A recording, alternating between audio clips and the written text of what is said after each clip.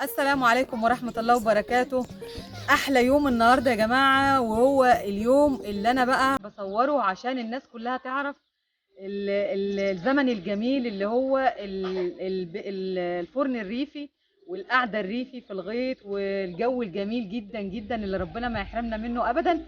هنقضي يوم مع بعض جميل جدا يا جماعة النهاردة في الوقت الجميل الحلو اللي احنا فيه، والمطرة خفيفة كده. أنا هعمل النهاردة شوية حاجات في الفرن البلدي اللي كلنا بنتمنى نعمل اكلنا في الفرن البلدي، ونعمل اكل في الكانون اللي هو القديم بتاع زمان اللي بيولعوا له بالحطب والحاجات دي. هنحاول نعمل النهارده شويه حاجات كده من الريف بتاعنا الجميل جدا اللي كلنا نفسنا نعمل فيه. ويلا بينا مع بعض بقى نشوف هنعمل ايه قدام الفرن. هعمل شويه حاجات كده وهنتغدى قدام الفرن النهارده البلدي. عيش فلاحي عادي خالص، ماشي، معجون بميه وملح فقط، معلوش اي حاجه، وخميره بيخمر.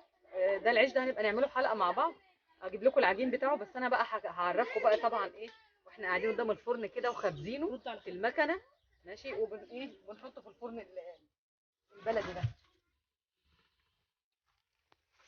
وطبعا الفرن بقى يا جماعه البلدي بقى اللي احنا بنحط له بقى من تحت كده، مش بقى الفرن الغاز ولا الفرن مش عارف ايه، بنحط له القش كده من تحت كده، الحطب ده.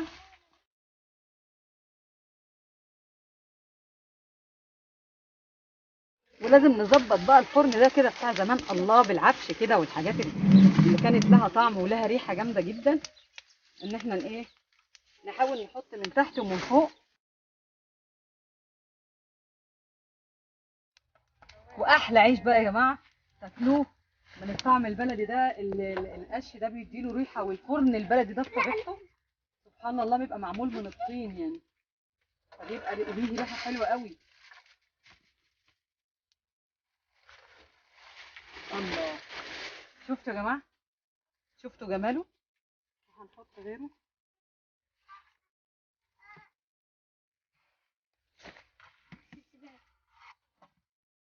الله عليا وانا بحط في الفرن البلدي، الله عليا. الله عليا، الحاجات دي انقرضت، بس انا شاطره يا جماعه بعمل بيها عادي يعني، متربيه عليها برضو يعني. وطبعا الفرن بقى لما يبقى حامي طلع لك الرغيف من تحت كده ايه محروق شويه، بنعمل ايه يا جماعه بقى؟ هعرفكم دلوقتي هنعمل ايه فيه. مفيش بعد منه والله العظيم، مفيش بعد منه ولا بعد ولا قبل ولا بعد منه. من ساعه ما عملنا في الفرن الغاز واحنا حصل لنا يعني كوارث، الامراض كلها جت والله العظيم بجد. بصوا يا جماعه، يا جماله، يا جماله، يا حلاوته كده، وريحته جميله جدا. هنعمل ايه لو الفرن حامي بقى يا جماعه؟ يعني بصوا بقى الحاجات الحلوه بتاعت زمان، حته قماشه خفيفه كده بنحطها في الميه، بنحطها كده اهي، وبنطر فيها كده، بحيث ان احنا بقى يعني الحديده اللي بيسموها بقى الايه، اللي بيسموها العرصه هنا، كل حته لها اسم فيها يعني. في ناس بتسموها البلاطه، البلاطه دي، ماشي كده. ايه، بردناها ومسحناها عشان القعر بتاعه يطلع نظيف. ونقول بسم الله الرحمن الرحيم. هعمل معاكم كمان رغيف اهو، وهوريكم نوع تاني من العيش اللي هنعمله النهارده اهو. بسم الله الرحمن الرحيم. وهنحط له من فوق عادي اهو، تحت بقى خلاص كده عشان كان حامي شويه، هنحط من فوق بس. شفتوا يا جماعه؟ هات الرغيف جوه كده في قلب الفرن.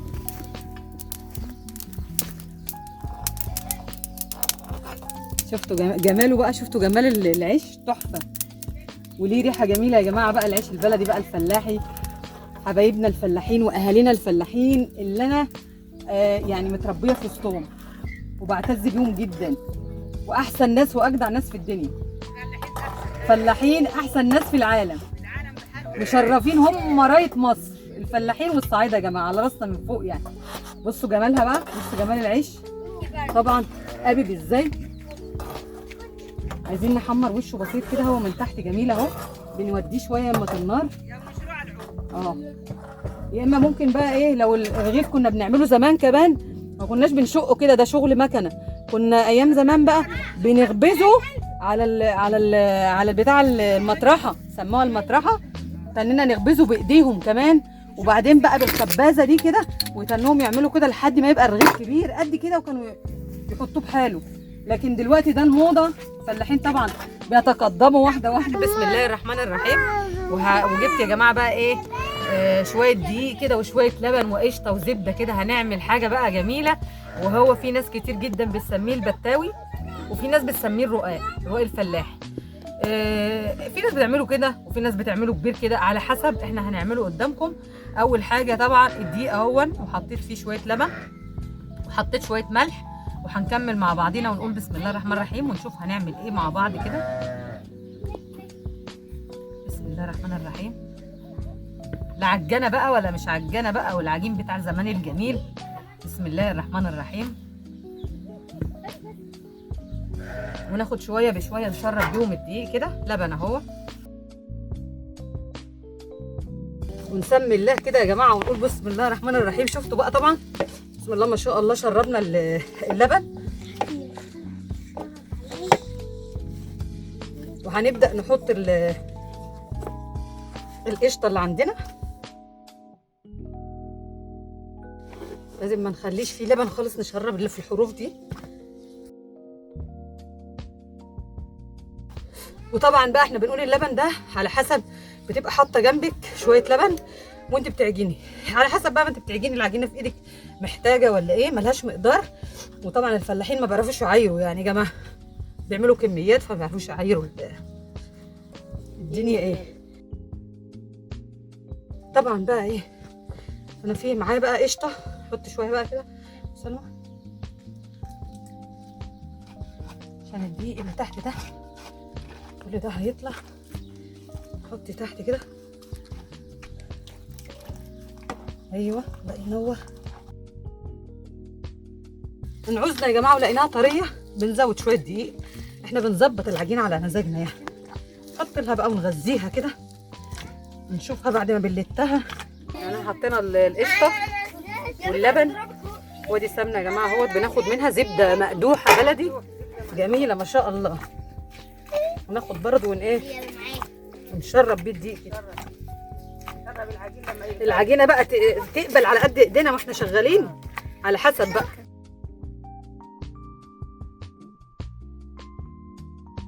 وشفتوا بقى يا جماعه بسم الله ما شاء الله، الله اكبر الله اكبر. شفتوا العجينه نضفت حواليها بقى وبقت جميله وملمسها ناعم كده وتحفه. العجينه دي بتاوي ده لازم يكون لابس شويه عشان هنفرده ما يتقطعش مننا، واحنا بنريحه كده بنعمله كده لازم يبقى ايه ما شاء الله. تعرفوا بقى ننضف الايد اهو، وننضف الطشت اللي حواليه. هنقرصه في ناس بتتكلم عليه لما بيجوا يقرصوه في الفلاحين بيقول لك قرصه، في ناس بتقول لك اكوره. نخليها بقى فلاحي فلاحي، احنا هنقرصه ماشي. وطبعا انا الرقه بكبرها كده يا جماعه اهي، ده السمك ده كده عشان هتبقى حاجه مفروده كده هتشوفوها.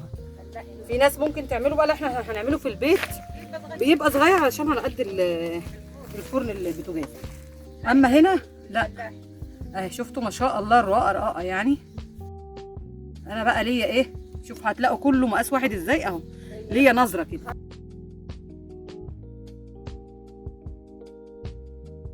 اه شفتوا حاجه لوز اللوز، عنب العنب. عشان ايه لما يقوم نسيبه مع يعني هنسيبه وهنعمل بقى مع بعض سمك مشوي جميل قوي في الفرن الفلاحي ده. وبعدين ايه عشان نتغدى، وبعد ما نتغدى يكون ارتفع وبعدين نخبزه بقى ان شاء الله يعني. ماشي هعرفكم طبعا السمك المشوي بقى على اصوله في الفرن ده، يا محلاه يا محلاه يا محلاه. والخضره بقى والوجه الحسن. وبنخبز رقاق دلوقتي يا جماعه اهو، والدنيا شكلها هتشتي وتمطر.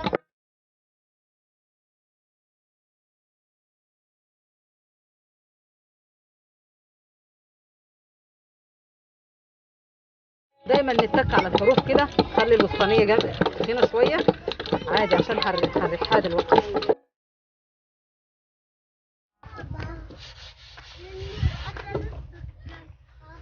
ودي يا جماعه سر الايه الرائي اللي بيكبر كده ويبقى جميل، سر الخلطه الفلاحي. هو ده اهو.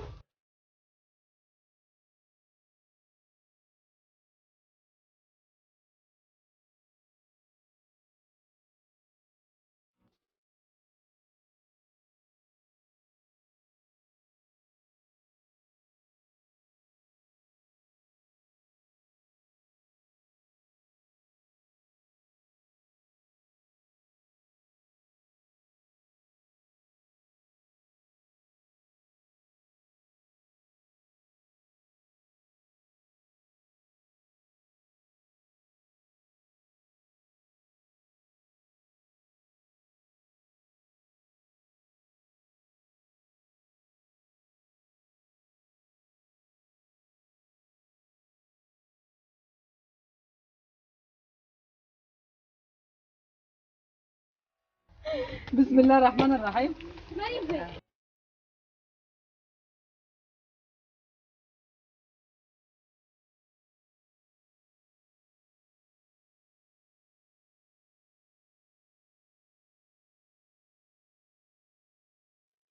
ده في ايدك من الاول. ايوه شفتوا كده؟ شفتوا الجمال ده؟ تطلعي شفتوا الجمال ده؟ الله، يا سلام يا سلام عليا وحياة عينيا. ايه رأيكم بقى؟ ايه رأيكم في العفرة الجميلة الحلوة كده، القش كده؟ بص خبيث زمان بقى، مش ده صحي يا بنت. والله العظيم ما هو ده. ده دوبك اللي كان بيدي طعم للأسف. قال دي اللي جاب العيا للناس. اهو. هي سن، انا مش عايزه احط من تحت عشان تحت ايه؟ حلو. هات من يمك الشروه مسكناه. طلعي بقى اهو. دي فيها حتت رقيقه بقى. ليه بقى؟ ما شاء الله، من ورا من قدام. دي حمرا شويه ليه؟ عشان رقيقه. حلو. يا سلام عليا، يا سلام عليا. عشان بقى لا حد يقول بنت مدن ولا مش مدن، احنا بنسد في المدن وفي كل حته فلاحين وفي الصعايده في كل حته. كل مكان. بنت الفلاحين بالصلاه على النبي. فاتك نص عمرك لما تتجوزي من الفلاحين. فاتك نص عمرك لما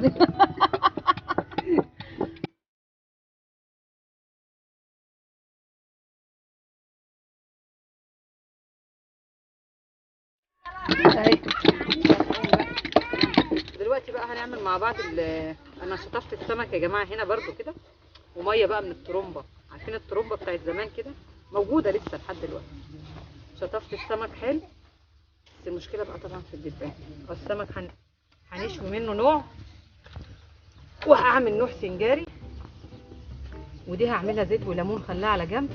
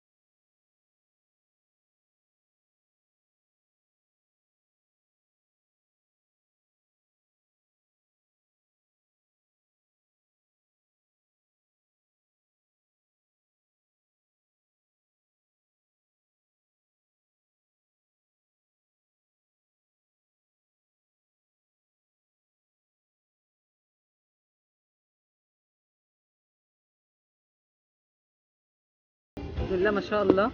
شفتوا يا جماعه ده السنجاري ده. طبعا انا الدقه الخاصه اللي انا وريتها لكم دي لما استوى بقى هرشها عليه ومدخلاه الفرن متشرب بيها ما شاء الله. تحفه تحفه تحفه.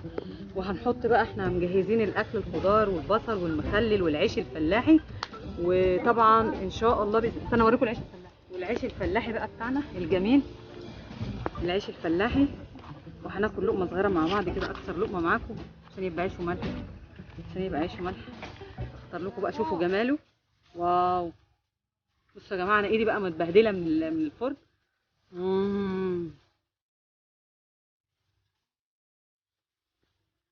بصل بصل بصل، ناكل بصل عشان ننسى اللي حصل.